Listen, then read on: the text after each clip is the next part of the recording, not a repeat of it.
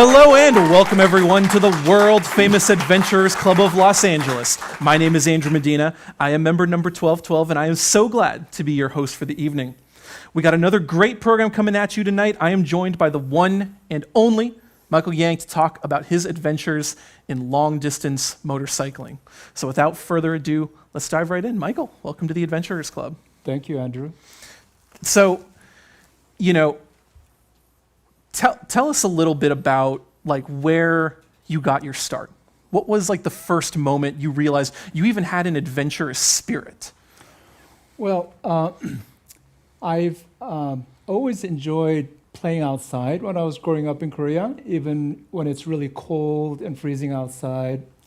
And even in the United States, when we go on some family trips, I'm always curious to try driving into a dirt road or snowy covered road.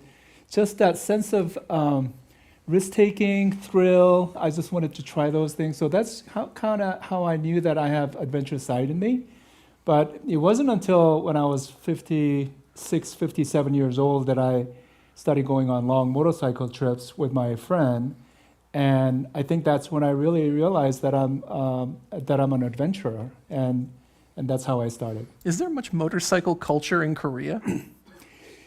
There is these days, but back when I was growing up in Korea in the 60s and 70s, motorcycles were kind of rare. Even cars were kind of rare because the country had just gone through a Korean War, and so Sure. there was not a lot of resources and things, and so motorcycle was a rare thing, and there was probably a total of less than like 500 motorcycles in the entire country when I was living there. And you grew up in Seoul, right? That's correct. I was born and raised in Seoul until I was 14, and then my family moved to the United States. Sure. That's a picture of me when I was 5 years old playing outside. My mother told me that day the temperature had dropped to like minus 5 degrees Fahrenheit, which was minus 20 degrees Celsius. But my cheek is all red, and I'm wearing a hand-me-down sweater. And you're still kind of smiling. Yeah, kind of. Yeah, it's my mom's favorite picture of me. So today we're going to talk about 3 of your longest trips. And so I don't get the names wrong, I'm just going to read them off. They are LA to Newfoundland, LA to Prudhoe Bay in Alaska, and then LA to Ushuaia, Argentina, and then to Patagonia. Is that right? That's correct. So do we have a video of those? Yes, I prepared a short slide presentation with some photos and videos that I could kind of share with the audience. Yeah, let's get that started right now, shall we? Okay, sure. Maybe Yeah. let's hit that. So this is a picture of me when I arrived at the Dead Horse in Prudhoe Bay, Alaska, which is the northern tip of Alaska, right on the Arctic Ocean. And it is the northernmost motorable point in North America. So you cannot go any further north. So if you could go to the next slide. And folks, real quick, fun fact, Phoebe, our first vice president, used to work in Dead Horse, Alaska as a cook for Right. the oil field workers up there. That's right. So this is how I get ready for the trip. I lay everything out, all the gears, equipments, food, clothing, emergency supplies before I go on trips. And if you go to the next slide, so what I bring with me is basic things like riding boots, helmets, sleeping bags, tents, stove, cooking utensils, all the stuff that I need to camp out if I cannot find lodging in the wilderness. And in case of Alaska trip, I had to bring a bear spray because grizzly bears are a real danger up there. So a lot of people strongly recommended that I bring that. But the interesting story is when I was crossing into Canada border, the border officer said, "Are you carrying any firearms or bear spray?" And I instantly got the sense that it's illegal to bring this into Canada. Right. But I had to lie because I didn't want to get my bear spray confiscated because I really needed that for my own survival. Right. So I said I'm not carrying any firearms or bear spray, so they let me enter to Canada. So is you saying that right now going to pick you up some charges in Canada? Hopefully, no, all you right. won't No see one it. tell. No Yeah. one. Everyone in this room Yeah, is sworn to secrecy So this is my and the my internet. motorcycle. This is a BMW R1250 GS Adventure. It's a 1,250cc motorcycle. It's one of the to me best motorcycles to go on long distance adventure trips because it has plenty of power. You could ride this on the dirt road as well as on the paved road, and it has a lot of power and comfort. So it has like cruise control because I'm riding 300 to 400 miles a day, and a lot of other top box and side panniers that I could carry all my camping gear, clothing, food, and everything else. So it's a great motorcycle, and I could not do my trips obviously without this. The next slide. So this particular ride was in 2022. It was about a 40 days trip. I left LA and through Colorado Rockies, went to Niagara Falls. There I met up with my riding buddy, who's my best friend, Karl. We met up there because he lives in Seattle and he was riding across the Trans-Canadian Highway. We met up there and then we continued on to Quebec, Nova Scotia, all the way up to Newfoundland, Labrador. And we reached the easternmost point in North America. You cannot go any further east than that. And so we went there, and then he came back to Seattle, and then I went down to Maine, down to New York.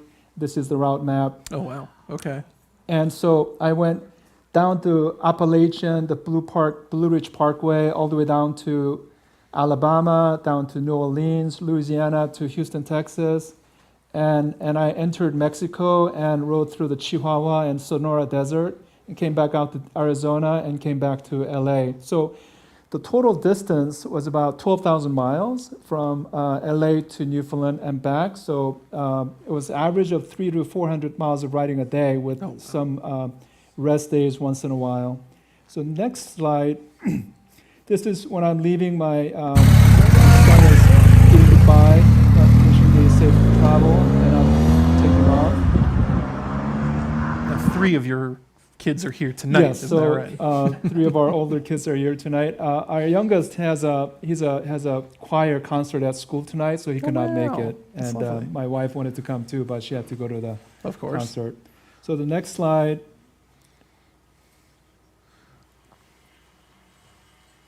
So one of the things about traveling is that you're going to have some problems. And in this case, I had some mechanical problem where the shifter on my left side, it became loose and came off. And it was a good thing that I saw that it was about to come off, so I was able to see the problem. And so to get around, because I was riding in the south of Lake Superior, where there's nothing around for 100 to 200 miles. Right, sure. So I had to kind of quickly find a workaround, and I used a zip tie.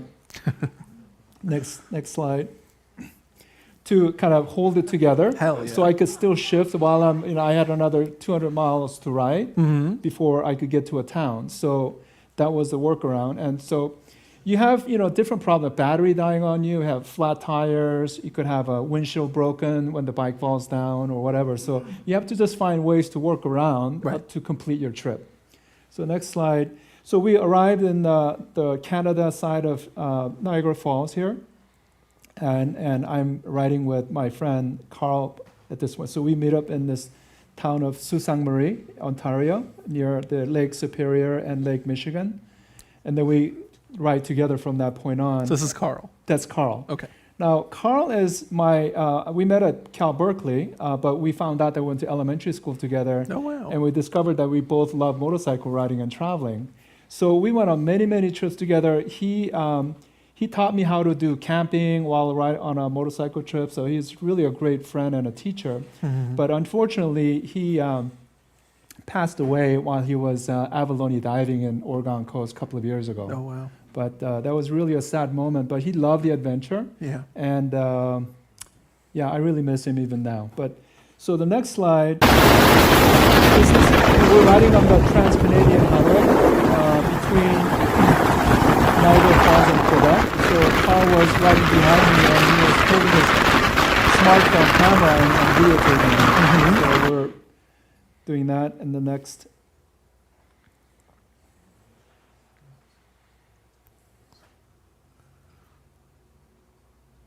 So have you been on, how many trips have you been on since Karl passed? Yeah, so two big trips Gotcha. after Karl passed. So this is somewhere in New Brunswick, Canada, and I parked my bike on the side of the road to take a picture that we're entering New Brunswick, but there was a big gust wind and big semi-truck that drove by. So the wind tipped over the motorcycle and breaking the windshield. Yeah. So I had to wait to get some help to get the bike back up because it's about 1,000 pounds. The motorcycle itself is about 800 pounds. Okay. And I'm carrying about 100 to 200 pounds of equipment and gear and food. Okay. So, now, fortunately, the windshield was broken, but I found somebody through Facebook who had the replacement windshield in the next town. So I was able to get it replaced. So this is the power of being connected through social network. Yeah. Because I post my travel on my Facebook page. Oh, yes. Then I have hundreds of motorcycle riders all over the world following me on that trip. Very nice. And one of them lived nearby there, so he was able to say, "Hey, I have the windshield that you need, so just come by and I'll install it for you." Wow. So that was amazing. So, and then we finally arrived in Newfoundland after riding about 6,000 miles. And it's a very remote part of Canada in the northeastern corner.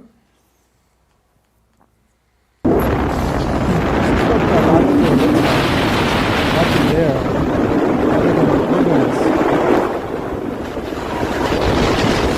Looks like eastern Montana.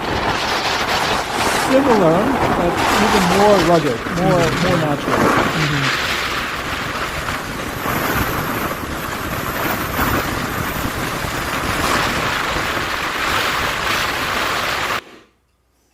Okay.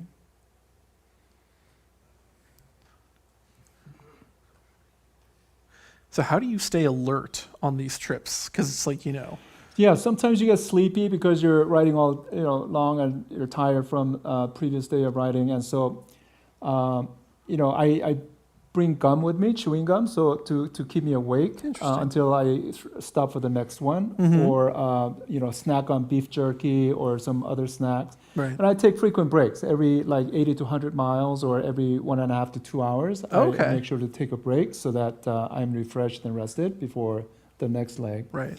So when we arrived in Newfoundland, one of the things that was super interesting was that there was a Viking settlement in Newfoundland, Canada called Anse aux Meadows. It's a UNESCO's World Heritage Site. And so we went to this area, and it's pretty well preserved, and they have a museum now. And so if you go to the next slide. So completing the circle is a short documentary video that they showed at the museum. And basically, the significance of Viking landing there 1,000 years ago, long before Christopher Columbus arrived in North America, is that it was the very first time in human history that the very first humans who left Africa, some went to northwest toward Europe, that became European. Right. And some went northeast toward east and became Asian and Northeast Asian. Right. And some 50,000 years ago, there was a Beringia, which is a land bridge between Asia and North America. Right, up by where Alaska is and Siberia. That's right. Right. Between Siberia and Alaska. And so those groups of people had migrated down toward, there's a picture there. There we go. Yep. So the part that the people who went east went all the way east to Newfoundland, Canada, to the right side of that map. And then the people went west toward Europe. The Vikings were the first Europeans to cross the Atlantic Ocean and arrived in Newfoundland.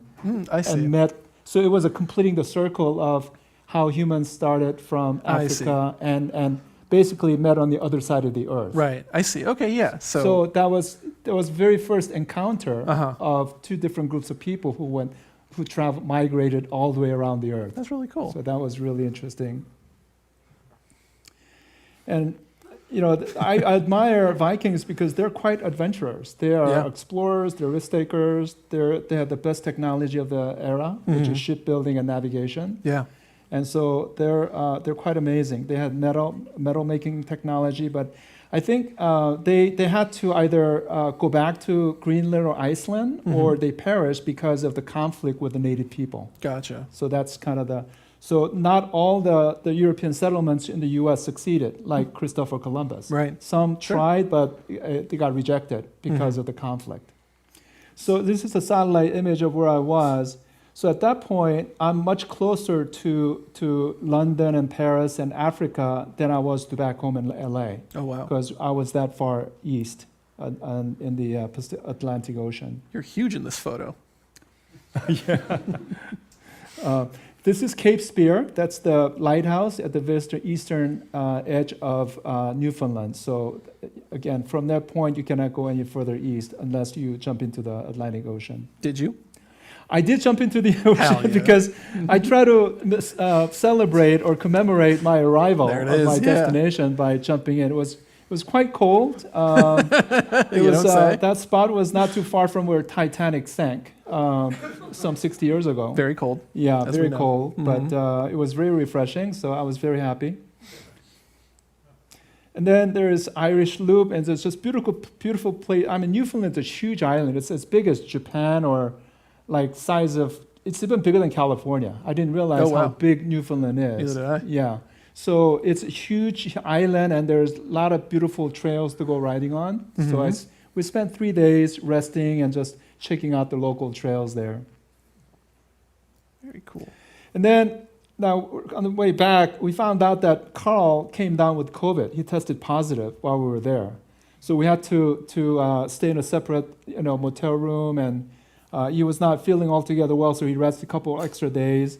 And this is inside of a ferry. You ride your motorcycle and cars and trucks and RVs in it. So this is when we're arriving back in New Sydney, Nova Scotia, and we're about to go our separate ways. He wanted to go straight home back to Seattle, and I Gotcha. wanted to ride down the East Coast, Okay. down to Texas, and come back to LA. A long way.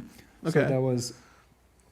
And then I have so many other photos and videos of my riding through the East Coast, but I don't have enough time to show all today. But this was when I was entered into Mexico from Texas, and I'm riding through, and because of the drug problems, there are a lot of military checkpoints. So this Gotcha. one particular military soldier carrying a semi-automatic gun, he was very friendly. So he was happy to take a selfie with me. So Nice of him. that was nice. They were very nice people, unless you're drunk, people. Right. Then they're.